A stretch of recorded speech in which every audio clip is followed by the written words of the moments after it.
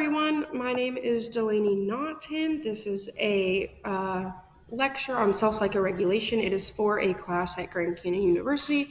So if you stumble on this outside of that, I hope you find it helpful.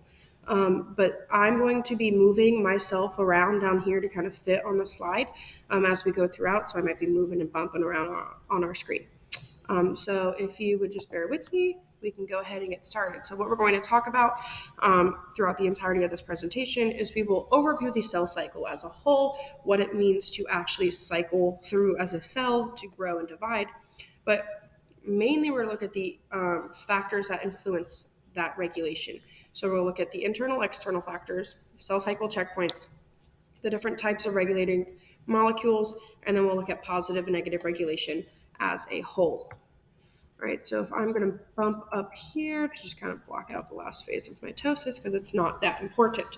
So the cell cycle right now itself is a process that the cell must go through in order to grow and divide. So a cell will spend most of its time in interphase. So as I'm talking about this, I'm going to show you this little activity that I take my high school students through when we learn about the cell cycle. And so the largest phase is interphase. So this whole green section here is interphase. And this is when we're going to grow, replicate, and prepare for division. The only actual division process is right here. That's the only time we're dividing. And we can break interphase up into three sections, G1, S, and G2. And so if we look at what G1 is, it is the preparation for DNA replication. So this is when proteins are going to be synthesized that help with replicating the DNA. Afterwards, it's going to move into the S phase. So this is the actual replication step. So our DNA is going to be doubled, and then it's going to enter into the next stage, which is G2. And so DNA replication is very important because we need to make sure it replicates properly, because the whole point of the cell cycle is to get to exact daughter cells. So this is one of the most important phases in the cell cycle. G2 is the organization and condensation phase. And so this is when we're going to start to prepare the cell to actually divide. We have a whole extra set of DNA here. Now we need to organize it, make sure it's getting ready to actually split properly. So we have a nice even split of DNA between the two cells. The M phase is our actual mitotic phase. That is the section in blue on the slide. This is when we're actually going to transition into taking our DNA, getting it ready to divide. Now we're going to divide. We're going to split up into two identical daughter cells. And so once mitosis is complete, the cycle is going to start again, and our daughter cells will enter into G1 phase and get ready to replicate their DNA. The cell cycle length is exceedingly flexible, even within the cells of a single organism. So in humans, the rate of cellular turnover can range from a few hours to a few days. So if we think about us as little embryonic cells, right, those cells are going to replicate super fast because we are growing into a human being. But if you think about us as adults, right, our cells aren't going to replicate as fast as they did when we were an embryo. And as adults, our cells are going to replicate at different rates dependent on the cell. Our skin cells might replicate faster than our erythrocytes or vice versa, right? It depends on the actual cell that is being replicated. Some cells will never ever leave a specific stage of the cell cycle, such as our neurons or our cardiac muscle cells. These cells are considered to be in G0, or the resting or waiting room of the cell cycle, and they are just taken out from the actual cycle. They're not dying or anything like that. They are just simply on a continual pause before they are ready to either move on. And this is what we usually see with differentiated cells. There is variation in the amount of time that a cell will spend in each phase. So maybe a cell will spend a really long time in G1 and a really short time in S. And so this is going to be controlled by internal and external mechanisms, and that is what we are going to talk about next. So internal regulation of the cell cycle is pretty much prompted by events exterior to the cell, not exterior to the organism, we're talking just one singular cell. And so what this is going to do, it's going to prompt stages of cell division to occur. And it can be as simple as maybe an adjacent cell died, or something as complex as a hormone was released, and it's signaling the cell to either grow or stop growing. And so if we look at these examples in detail, we'll look at the first example of human growth hormone, or HGH. It is produced within the pituitary gland, and it's going to control and maintain cell growth, and then our tissues and organs throughout our entire life. And if too much HGH is released, it's going to tell our cells to grow, to divide. We're going to grow as an organism because it is being released. And so when this happens, it can result in gigantism because we're growing and growing and growing. On the opposite end, however, HGH could be declining in the body and it's not being released. And so our cells aren't getting that signal to grow and divide, and it's going to result in something called dwarfism, which is the picture on this slide. Another example is the overcrowding of cells within an organism. So maybe there's too many cells, and this could inhibit cell division because if there's already a lot of cells, why do we want to keep dividing and creating more cells? And so this is going to almost be controlled by competition, like you would see in a population. They're going to compete for space and for the use of energy that keeps cells functioning. And so the last example is cell size. So let's say one of our cells was obtaining a lot of energy, and it's growing at a nice steady rate. That cell is going to get larger as time goes on. And so this could initiate cell division because we don't want a super large cell, because that's going to impede or become more ineffective as a cell because we are decreasing our surface to volume ratio. So the cell is actually going to want to divide the larger it gets, so that could implement cell division actually happening. So if we look at internal regulation, however, remember external is outside of the cell, internal will be inside of the cell. And so the whole point of cell division and of the cell cycle is to create identical daughter cells, or to copy the same genetic information and give it to the daughter cells. And so if mistakes are made, or we don't have the right materials, or we don't have enough proteins in the cell, that's going to affect how our daughter cells are formed. And so to avoid this, there are actually internal regulating mechanisms found at three main checkpoints within the cells. And so these checkpoints are where the cell can be stopped until conditions are favorable inside and outside of the cell, in order to move it forward in the division process. So these are kind of like red lights on the cell cycle roadmap. All right, they're going to stop, check everything, make sure we're good to go. If we are, we'll get that green light, we'll move on into the next phase. If not, we're going to pause, fix the problem, and move on from there. And so they're going to regulate the cell that way. They're going to check to make sure we're good to go. All right, and so the G1S checkpoint, we're going to go through each one in a little bit of detail. So this checkpoint can be found near the end of the G1 phase. So we are down here. And remember, this phase is when the cell is preparing to duplicate its DNA. So once this checkpoint is reached, the cell will either commit to the cell cycle and cell division or not. And once it commits, there's really no going back. So this is a checkpoint where we start to see external factors play a role. Things like, is our cell the right size? Is there enough protein reserves? What about growth factors that are present, right? All these things need to be checked before we can move on. Because this is also the checkpoint before DNA replication, I would argue that this is one of the most important checkpoints in the cell cycle because it's going to check the genome for any DNA damage or mutation. If this requirement is not met, the cell will not move into S phase. This does not mean that the cell will not divide at all. It just means that the problem must be fixed in order for the cell to move on. If it's waiting to be fixed, it's going to enter into this little extra loop down here called G0. Like I said, that is the waiting room of the cell cycle. See, it can always go back in, all right? It can start the cell cycle over, all right? But we need to make sure our DNA and all of these factors are good to go before we can move on. And so if DNA is damaged in the cell, it has to fix it before it can move on.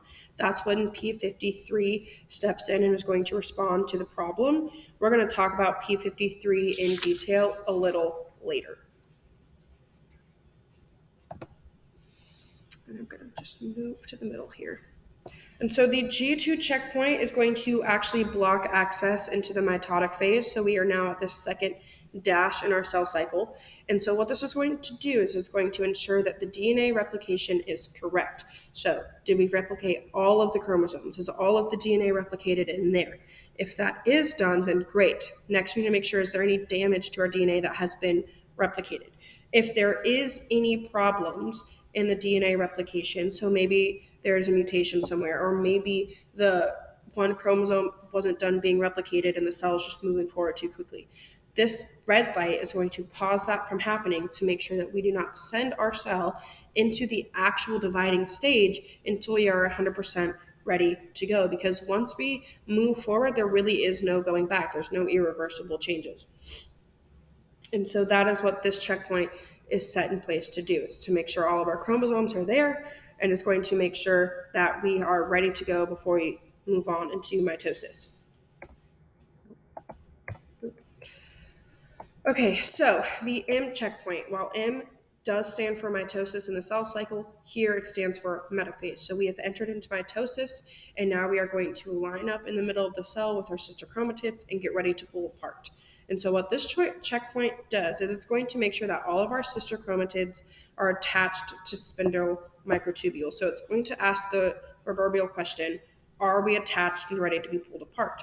Because the next step of anaphase is 100% irreversible. So remember, if we remember mitosis, all right, our sister chromatids line up in the middle of the cell, and they're going to be pulled apart in anaphase.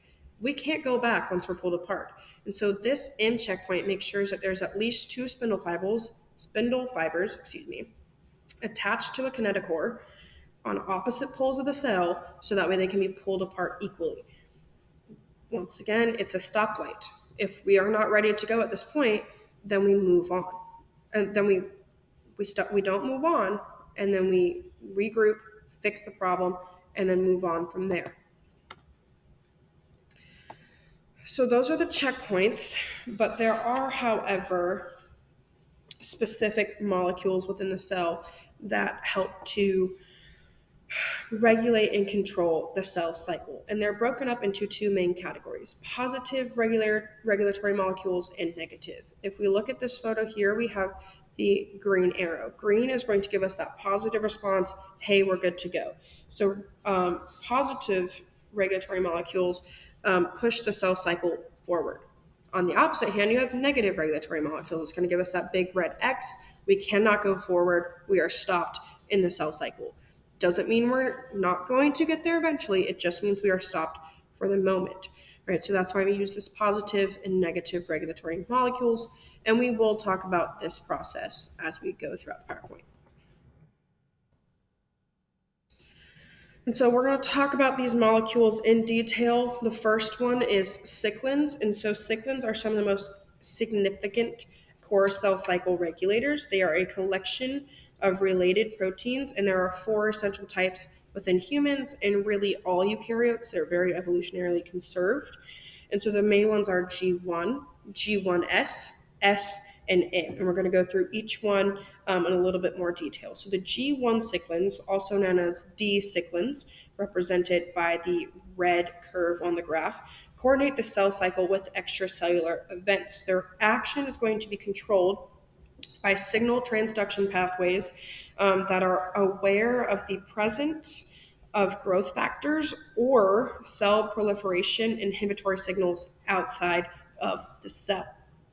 The G1S cyclins, or cyclin E, will accrue late within the G1 phase. That's represented by the green peak. We can see we're starting to go up at the G1 phase, and they're going to peak right after we enter into S phase.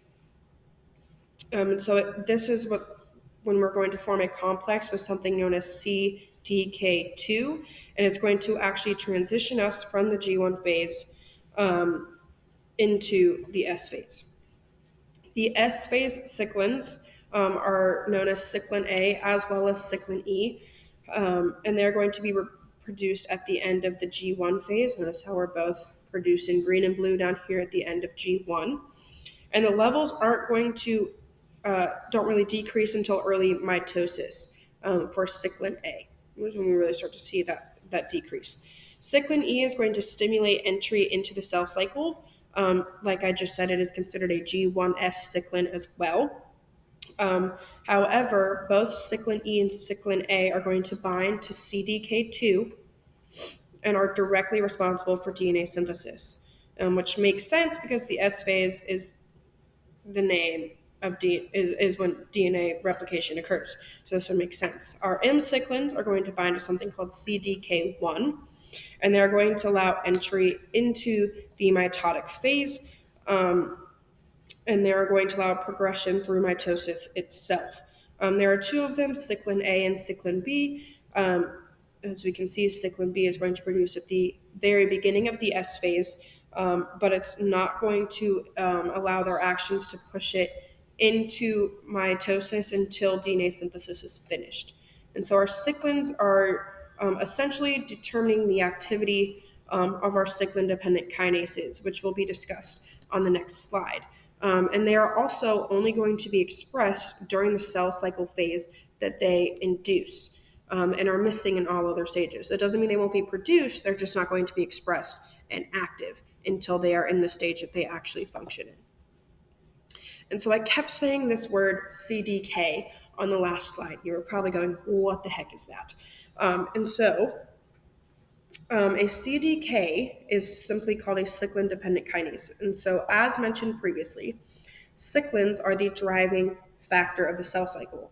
And they do this by partnering with a group of enzymes known as cyclin-dependent kinases. And so a cyclin, all on its own, our A, B's, and D's, and E's, are going to remain inactive. However, once a cyclin binds to a CDK, a new complex is formed and we can start to function like an enzyme, and then we can modify our target proteins. Essentially, this works because CDKs are a specific enzyme known as kinases, which means they are going to attach a phosphate group to a target protein.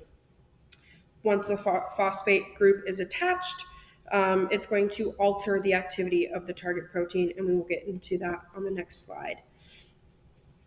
And so the levels at which our CDKs are present in the cell does not vary much across the cell cycle. We're not going to see an increase in CDK4 as we go through G1. However, the activity and the target proteins will change as the concentration of our cyclins change within the cell cycle. If a CDK is left unregulated, it is usually a trademark of cancers, and so there's a lot of research being done to restrain these specific CDKs using CDK inhibitors and applying them in cancer therapy. And so this is that example that I was talking about. So once the phosphate group, once the cyclin binds to the CDK here, we'll start to see that phosphate being added to our target proteins, making the target protein more or less active. And so the cyclins mentioned previously are going to activate the kinase activity of the CDK and direct the CDK to a particular set of target proteins. Here we see target protein 1, 2, and 3 that are applicable to that cell cycle phase. Okay, so for example, we see our target proteins in the G1S phase. And so these are going to be phosphorylated, and now our target proteins are going to start to push a cell into S phase where DNA replication enzymes can actually be activated. Without this cyclin, those enzymes cannot be activated, and we're not going to start to replicate our DNA. So here we have the maturation promoting factor. And this is a really great example of how our cyclins and our CDKs work together to control the cell cycle. So if we go back to the 1970s, researchers found that cells within the M phase of the cell cycle, so we're in mitosis, contained an unfamiliar amount or influence that could force frog egg cells into mitosis if they were stuck in the G2 phase.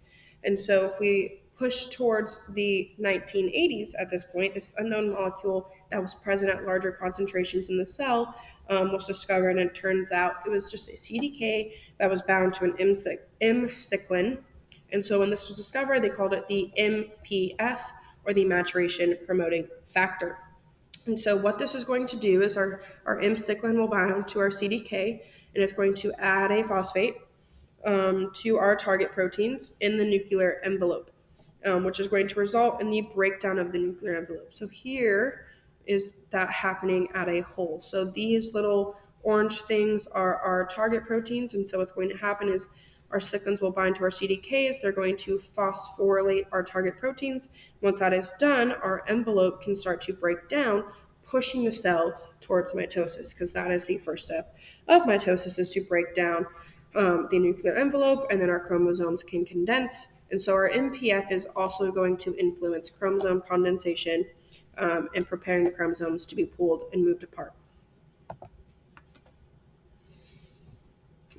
So let's look at this idea of positive and negative regulation. So I'm going to move this around a few times to see how we can get this. Oh, up in the corner is the best one. So our positive regulation, let's look at that in some detail. So CDKs, once again, are protein kinases that can phosphorylate when they are fully activated and can turn, and in turn can activate other proteins that allow the cell to advance throughout the cell cycle and past our checkpoints. So to become fully activated, a cyclin protein must bind to a CDK and then be phosphorylated by another kinase. So if I move myself over here, we have our cyclin protein binding to our CDK. It's still not activated yet because we need a separate kinase to come over and donate a phosphate. Once that happens, now we have our activated cyclin CDK complex.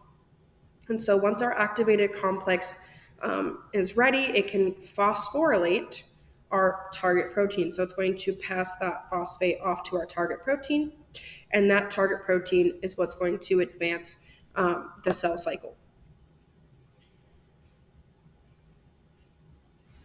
Right, and so our cyclin levels are based on the current phase of the cell cycle. I already mentioned that. Our cyclins are going to be at higher concentration when they're in the phase that they need to be in.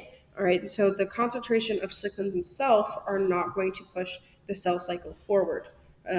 It's going to be a nice combination of CDK molecule concentrations and fully activated cyclin CDK complexes, because it doesn't matter how many cyclins we have, and it doesn't matter how many CDK molecules we have. If they are not bound together and phosphorylated, they are not going to do anything. And so the amount of fully activated cyclin CDK complexes available at each phase is what's going to push that cell cycle forward throughout the cell cycle. And so let's look at negative regulation. So we looked at this balance of CDK complexes and cyclins and molecules being bound together and phosphorylating. That's going to push the cell forward. Now, what is going to stop or halt the cell cycle? Because remember, it's never, ever going to go backwards. We're just going to pause. We're at a red light. Can we move forward once we meet all of the criteria? And so there are really three well understood negative regulatory molecules within the cycle. We'll talk about the retinoblastoma protein next, but right now we're going to focus on P53 and P21.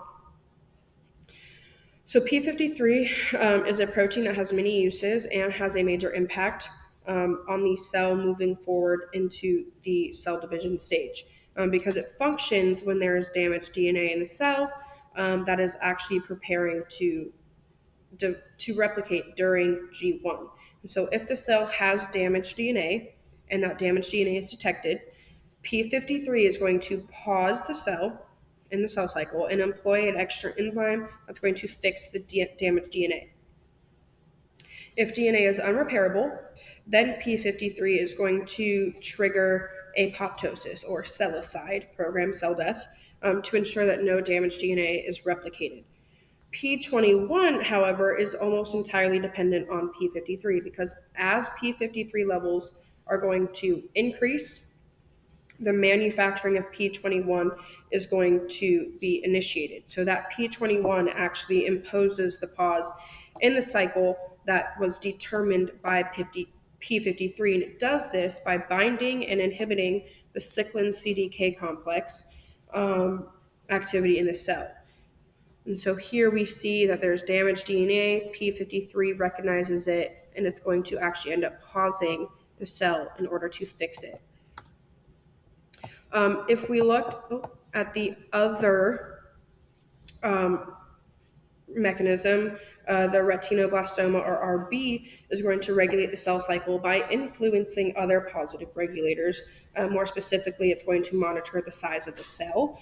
And so RB is dephosphorylated in its active state, where it binds to a protein known as where it binds to transcription factors. More specifically, it's going to bind to E2F transcription factor. So when this happens, when RB is bound to E2F, the production of the proteins that are needed for the G1S transition are blocked. And so what's going to happen then is the size of the cell will slowly increase. And as our cell continues to slowly grow, our RB will become phosphorylated. And as this becomes phosphorylated, it's going to detach E2F transcription factor. And the transcription factor will actually turn on a particular gene, which will result in the proteins that are coded by that gene to be produced.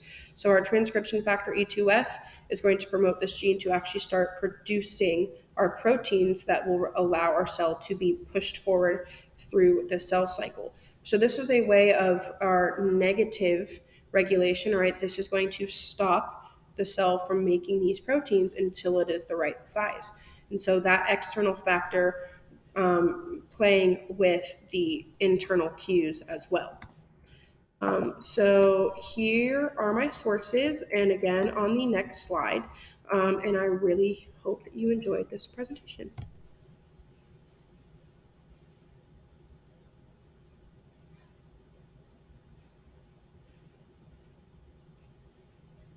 I don't know how to stop.